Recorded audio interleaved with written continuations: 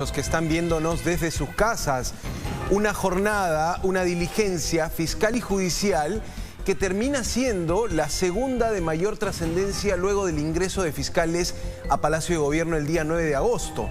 Recordemos, quizá también estamos hablando de la diligencia fiscal judicial de mayor envergadura en lo que va del gobierno de Pedro Castillo. 36 inmuebles allanados, 5 colaboradores cercanos del presidente con orden de detención.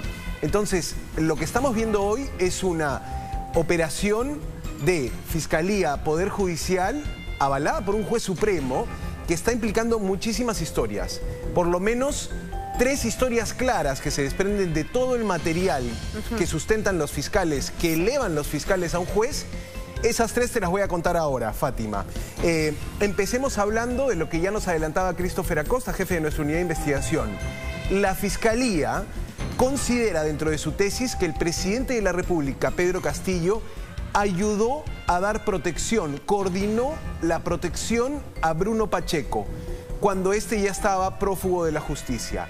Se habla de entrega de dinero, de 2 pagos, de 3.000 y 1.000 soles. Una forma de decirle, estamos contigo, mantente en silencio, no delates. Se habla de coordinaciones incluso con la primera dama.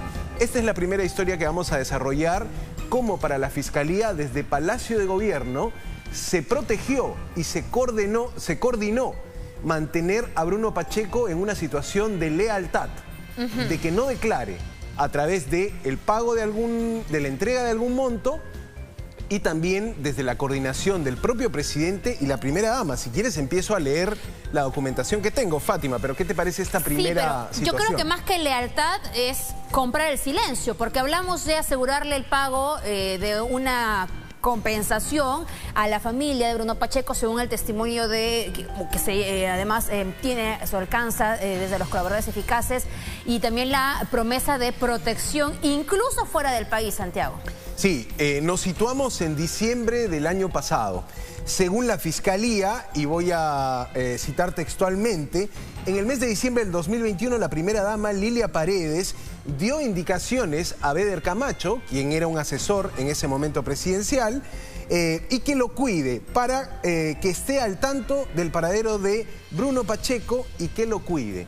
Igualmente el presidente Pedro Castillo en su propio despacho daba indicaciones a Beder Camacho para que cuide a Bruno Pacheco. Esto se puede leer en la documentación que ha presentado la Fiscalía. Entonces, es parte de la tesis fiscal y sigo. Es por ello que Bruno Pacheco habría consensuado con el presidente de la República y otros miembros de su presunta organización criminal que debía hacerle llegar desde Palacio de Gobierno hasta Bruno Pacheco grandes sumas de dinero para afrontar sus procesos penales y evitar que delate las actividades criminales que habría perpetrado.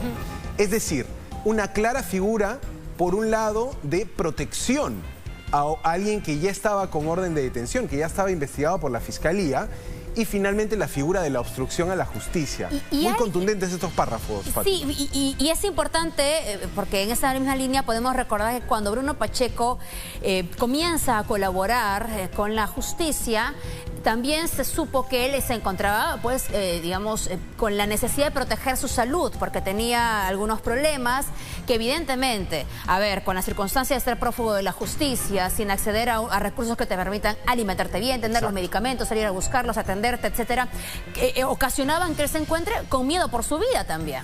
Sí, esto es a partir de una declaración de un colaborador eficaz, de alguien que presenció, que estuvo allí y que cuenta a los fiscales en un interrogatorio que él vio actuar de esta manera al presidente de la República, a la primera dama y al señor Beder Camacho.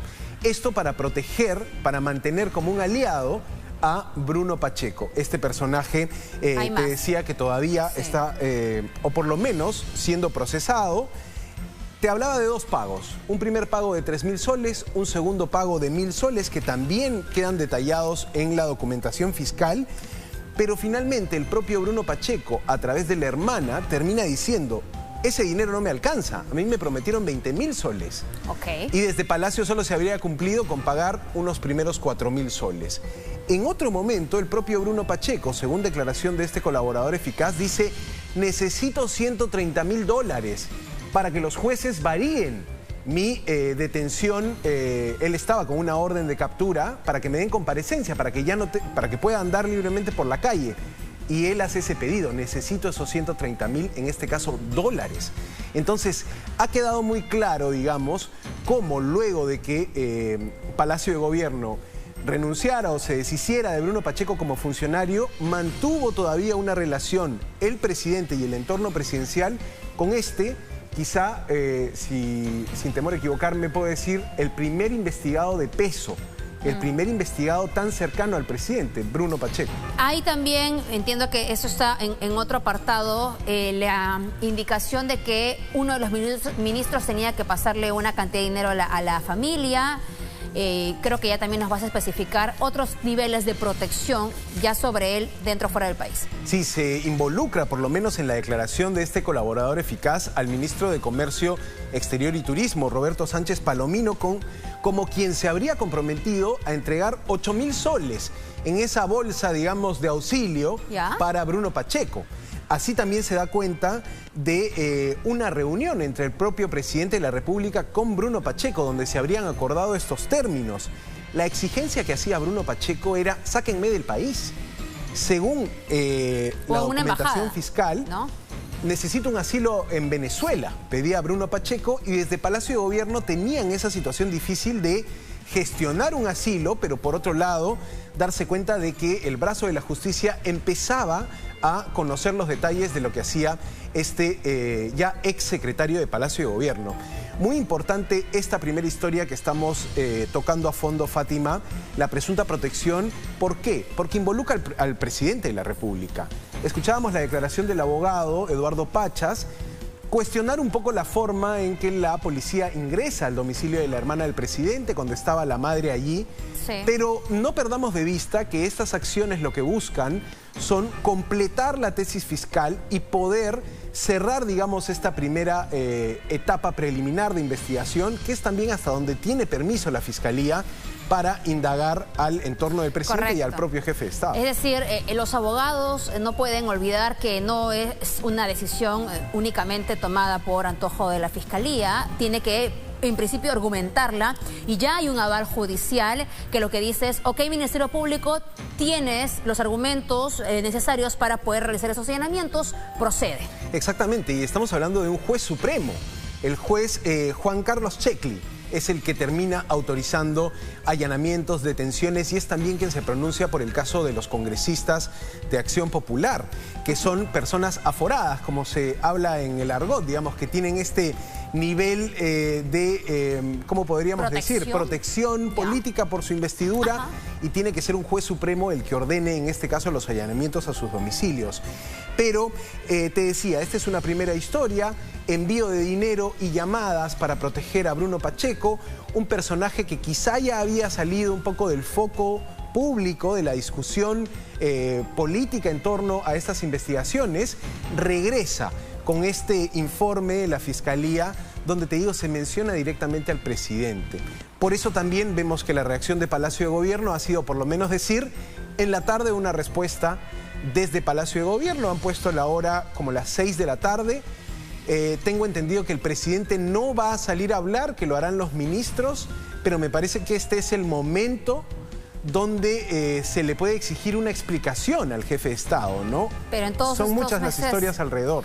Ya más de un año, y bueno, y en realidad las entrevistas han sido un poco limitadas en el acceso a poder hacerle preguntas quizá más rigurosas, a juzgar por algunos, para poder precisamente entender ¿por qué tantas personas de su círculo más cercano, elegidas por él o, digamos, en el entorno del Ejecutivo, están con este tipo de señalamientos? Y ya ni siquiera hablamos de funcionarios o exfuncionarios públicos o servidores, sino incluso su familia. Uno de los cuadros también que maneja el Ministerio Público respecto a esta investigación incluye nuevamente a sus sobrinos como parte del organigrama. Exacto, y lo que hemos tenido hoy ha sido una mirada desde el lado de los investigadores, desde el lado de los fiscales que están abocados a este caso, de cómo fueron los primeros días del gobierno de Pedro Castillo.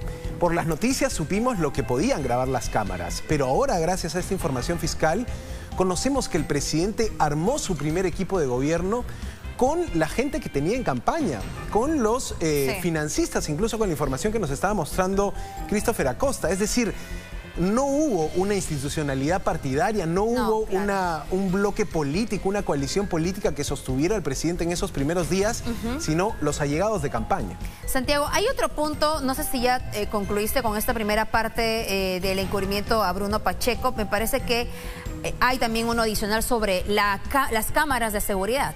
Sí, ahí te voy a contar, y eso, ¿te parece si lo dejamos ¿Sobre Bruno Pacheco también? Sobre Bruno Pacheco teníamos esta primera historia del el encubrimiento.